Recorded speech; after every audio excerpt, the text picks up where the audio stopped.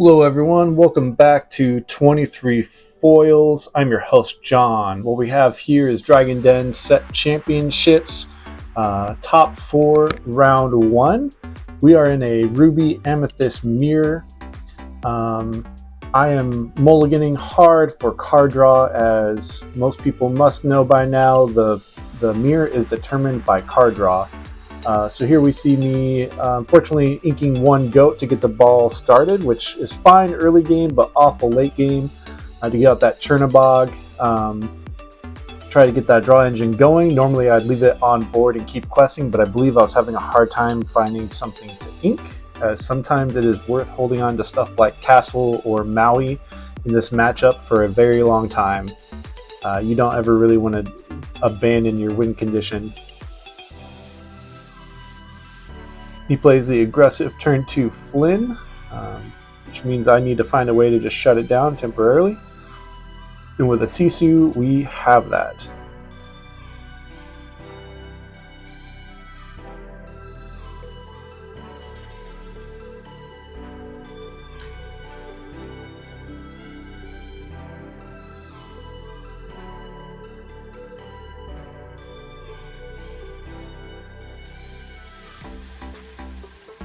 Here we see he decides to hardcast Friends for better options. It may have been worth it to play the Fox and on a subsequent turn play both Flynns in the event that I do just that. I go to Sing or I quest, he takes it, and then now he has 2 Flynns on board to quest.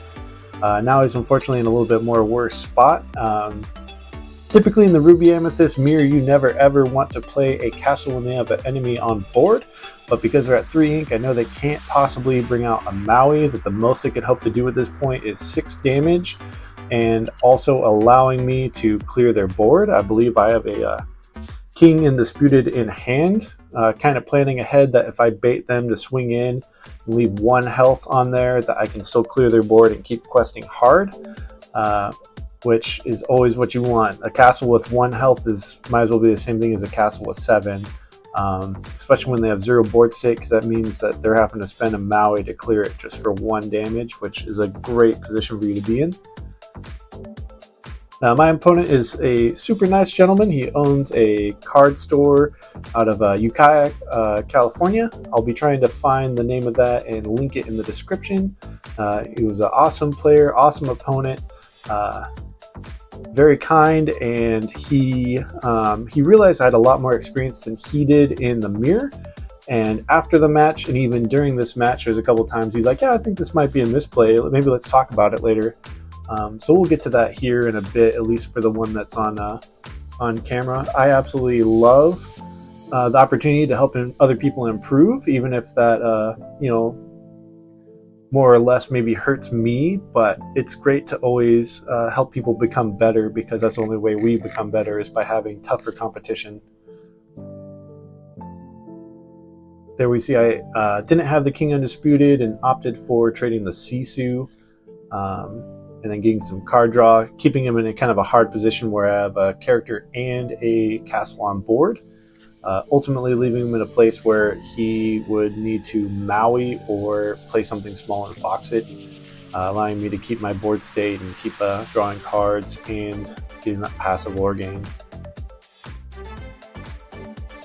So there you go, really awkward turn from him, playing a Maui for 1 damage. And not enough ink to do anything else, so now I have a lone Maui on board, which really puts me in a really strong position.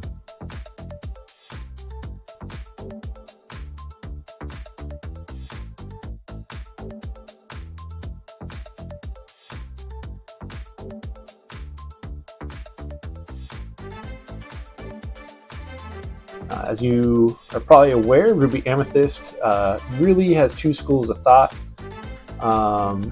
where either you are controlling the board with the red, or you are generating hand size as much as you can with purple. And here we see why I opt for Yzma over Medusa. 1, because it is out of Medusa range. 2, it is inkable, which helps green steel.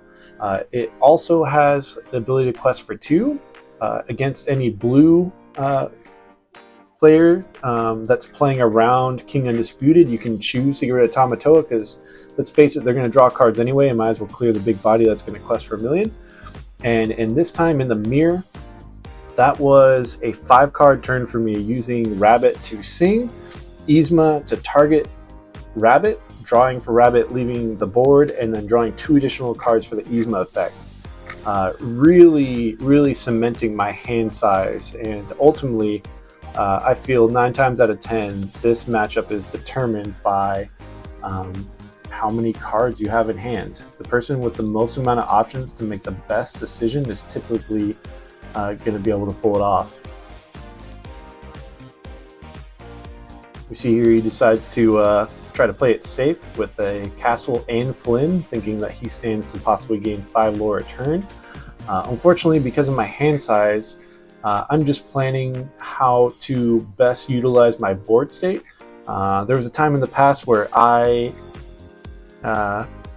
wouldn't quite think, and I would be like, Yzma should attack the castle, I'll fox it, attack for 4 more, and clear it.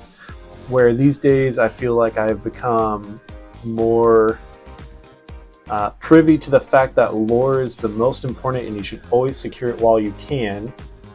And because of that, it changes my mindset to be, you know what, let's get our free lore, let's bring out the fox, let's crab the fox, one-shot that castle, and now I got a big beefy body for Maui that he has to swing into unless he has some other kind of removal.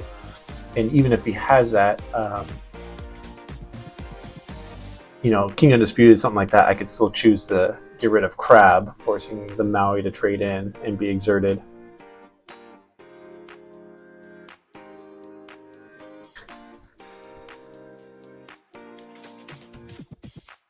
I believe I'm just deliberating if I should ink. I think it's one of those situations where I have 2 castles in hand,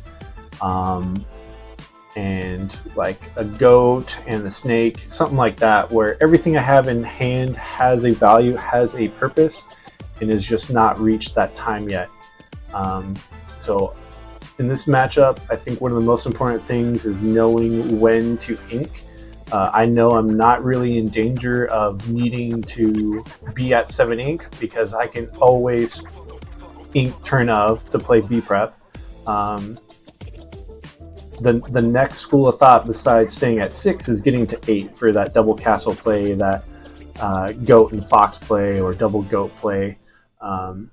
But knowing when to make those transitions and when it's required versus kind of diluting your hand and limiting your choices and response is I don't know, it's kind of a finesse point, something that you learn over time when to bridge those gaps. Right here we see a point where we re-establish the board, and I asked him to take a picture because he has a question. If this is the right play, I don't know if I did this right. Ultimately later I tell him that he did misplay. He should have used Maui to attack Fox, used his Fox to recover and heal Maui, bringing Maui back to hand for future castles, leaving Fox upright and Maleficent on board to quest. So ultimately he loses a lot of questing bodies and he doesn't return Maui to hand, which is massive value in the mirror. And here we see, because he doesn't have Maleficent on board, he doesn't have Fox still on board, I just have to play Medusa, and now the board state is massively in my favor.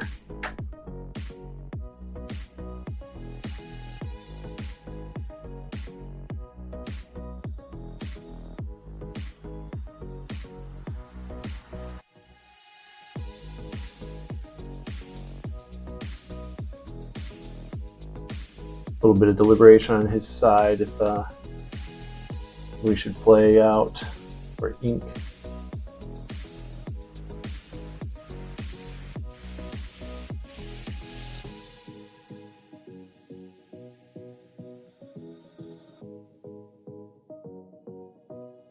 Oh, you know what? I'm so sorry. That was actually me deliberating to ink once more.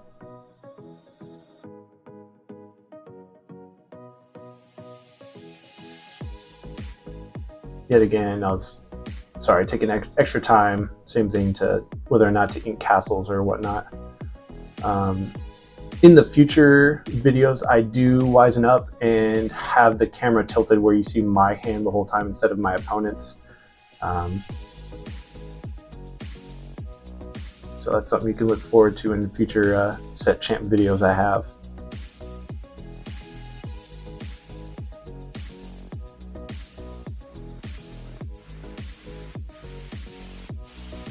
Yep, for the double Maleficent play, I think I'm deliberating. This is a pretty hefty board state with Maui having such high value. I value his board at roughly 11, my board at like 6, with Maleficent not really having too many things she can do for me long run, besides being returned to hand. And here we see the Maleficent play again, getting that free lore. Like I said, I've kind of matured into the knowledge of always getting my lore when I can, and keeping my board safe, and then also generating that sweet hand side with Yzma. It's really a mirror definer.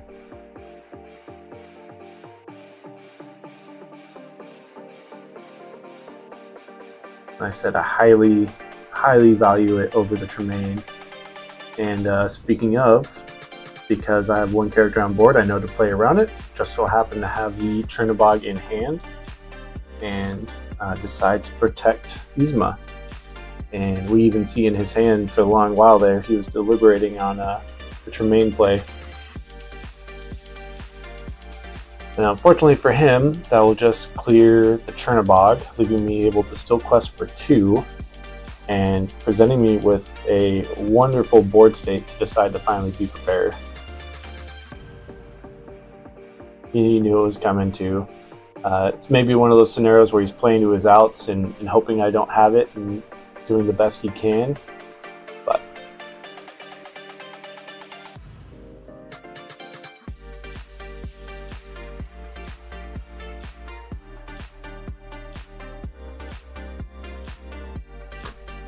pretty strong move after Be Prepared, as always, is coming down with a castle and trying to get character inside of it. Unfortunately, these are 2 of the things I've been waiting to not ink on those many turns. I'll still see at 6. Just keeping in hand, ready to take out a castle. Such a strong play. My deck is fairly well teched against the mirror with the Yzmas and the 2 crabs. Granted, the crabs also do a fantastic job of helping me take out Tamato's paired with Maui, as there's not much else to attack in that matchup. Here we see he makes a great play, uses the Maui to clear it and Snake to bring it back to hand, keeping me fearful to play my own castles.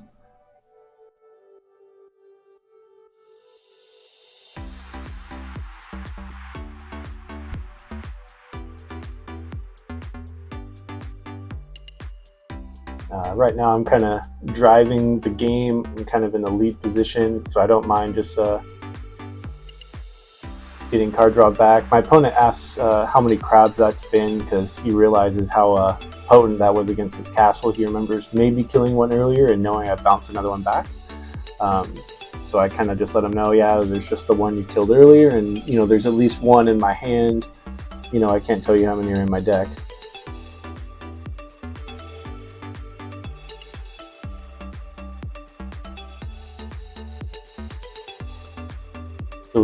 Deliberating if I should ink something else to get the double drop that turn, and deciding to play it safe, realizing just want to keep Rabbit out there, quest for 1, and get ready to respond whatever he decides to do.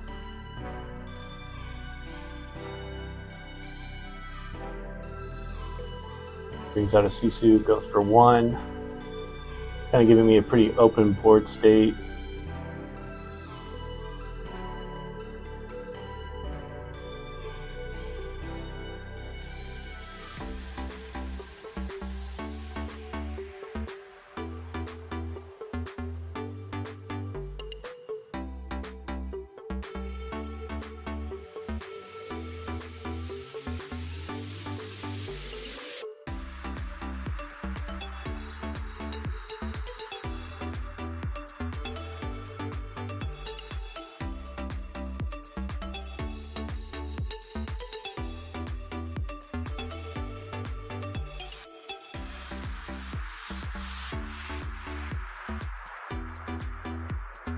Ultimately deciding it's best to just get my free lore, clear his characters. I know I'm whittling down his hand.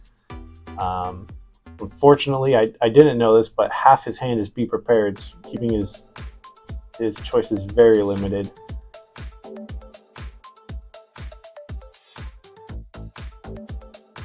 I think because of that, he opts to pass on his turn, knowing that most of his hand is just attack.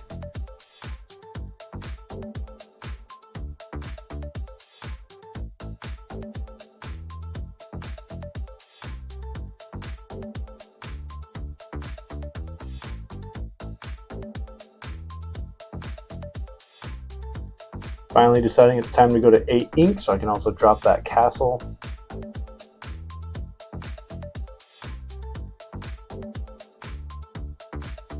You already see that repeat Maui snake play. Unfortunately, he no longer has any foxes in hand. I think he's already spent 2 or 3 throughout the course of the match between ink and plays.